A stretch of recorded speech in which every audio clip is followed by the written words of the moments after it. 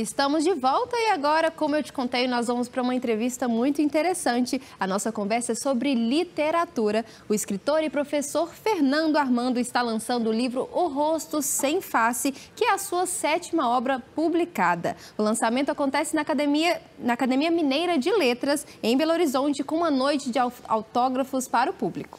E olha, gente, é um livro especial, porque ele mistura poesia, humor, tem também reflexões, tudo isso em formas de contos, né? Muito legal. E aí quem explica melhor, claro, o autor, né? Muito boa tarde, professor Fernando. Boa tarde, Letícia. Muito boa tarde, bem-vindo. Milena. Boa tarde, telespectadora, telespectador. Muito boa tarde, muito obrigada pela companhia, pela disponibilidade aqui da nossa entrevista. É um prazer. O título do livro, professor, ele já é instigante, O Rosto Sem Face, né? O que o público que vê o título, e aí a gente já pode... lá, já está o livro na tela ali mostrando para a gente. O que o leitor pode esperar desse livro, pensando aí nesse título, hein? O título ele vem do nome de um dos contos do livro, que é O Rosto Sem Face, e ele, de certa forma, realmente simboliza vários elementos que estão na obra, que dizem respeito a uma certa perda de identidade que as pessoas vão tendo na era contemporânea em razão do impacto de uma série de elementos, como, por exemplo, a tecnologia, que é explorada em várias histórias, como é que ela invade, como é que ela transforma as nossas vidas nos últimos tempos.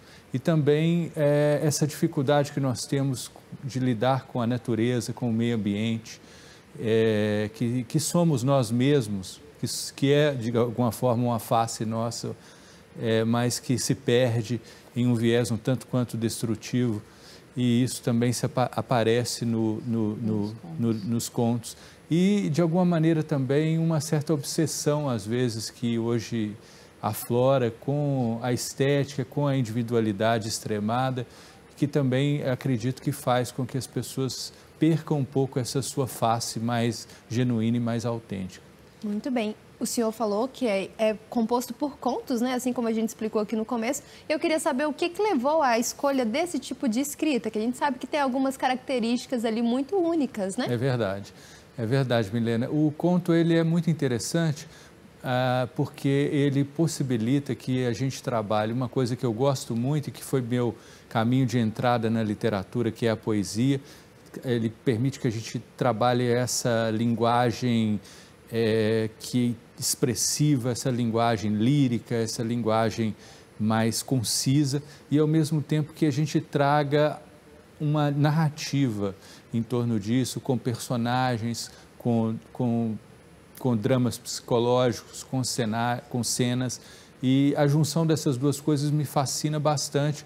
E como eu tenho esse lado de escrita literária, que também paralela à escrita também jurídica, que eu também escrevo, o conto me parece um elemento muito importante que eu encontrei para conjugar essas duas coisas. E eu, além de gostar muito a minha vida inteira de contistas, eu sou um leitor, né, eu me vejo até muito mais como leitor do que como escritor, e alguns dos meus autores favoritos são contistas.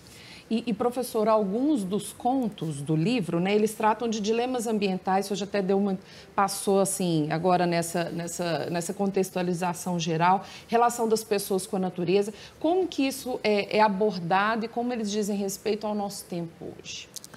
Esse tema ele perpassa vários dos contos, por exemplo, o último deles, o Ressocializado, em que se mostra exatamente essa dificuldade e esse paradoxo que nós temos, porque ao mesmo tempo temos essa dificuldade de lidar com o ambiente, porque temos uma onda que leva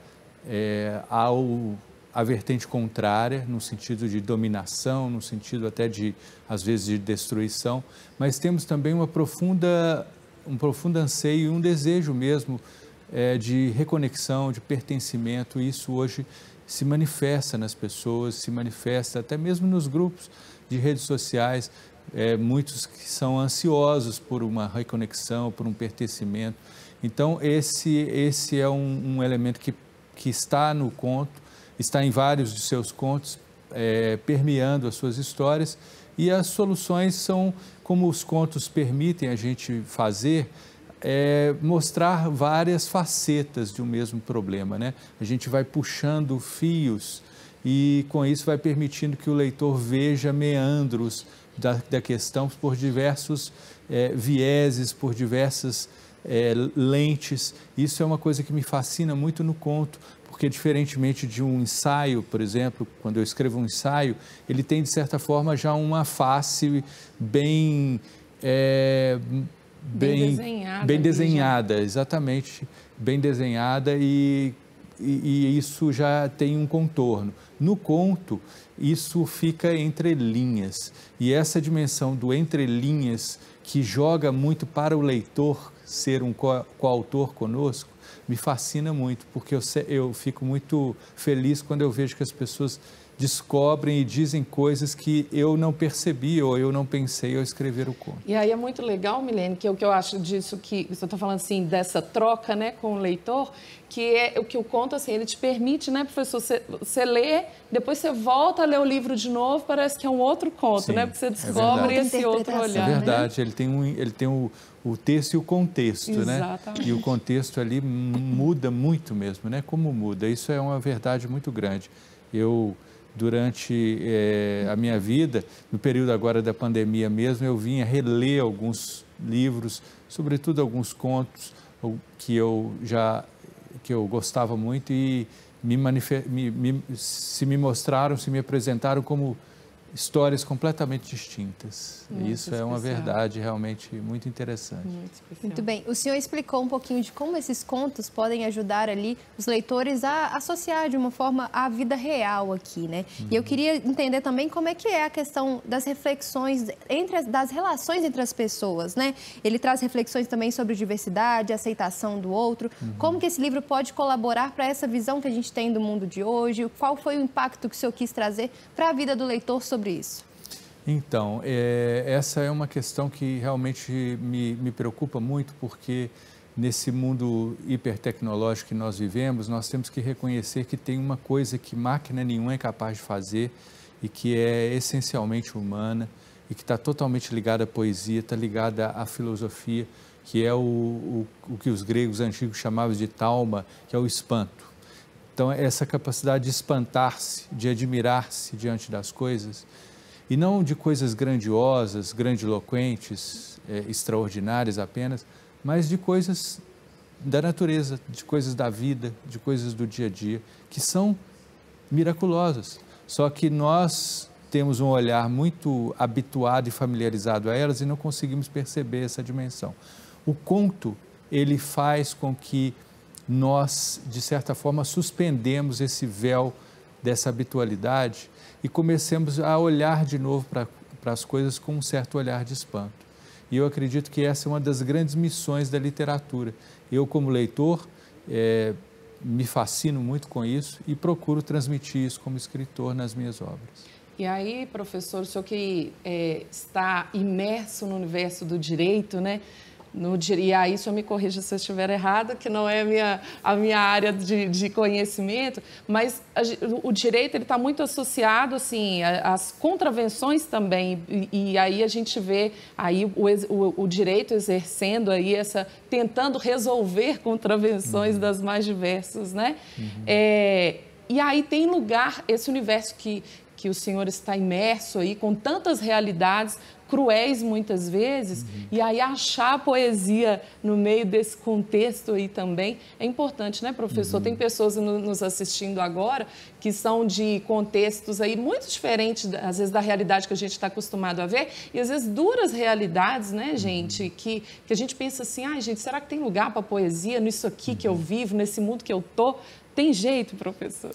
Essa é uma pergunta muito interessante e eu me lembro um poema do Carlos Drummond de Andrade em que ele diz assim, poesia são coxa, fúria e cabala. Essa dimensão de que a poesia seria apenas ligada a flores, a passarinhos, a primaveras, na verdade é uma visão meio parnasiana, mas ela não é real. A poesia está ligada à vida. E a vida tem a dimensão realmente do que é ruim, do que é do que é bom, do positivo, do negativo. E isso faz parte da própria, do próprio universo ao qual nós pertencemos, não é verdade? E a poesia tem de traduzir isso da melhor forma possível e fazer com que as pessoas consigam ver isso. Grandes autores, como Dalton Trevisan, por exemplo, conseguiram focar em coisas muito ruins, em coisas difíceis, né? Nelson Rodrigues, e fazer disso matéria literária.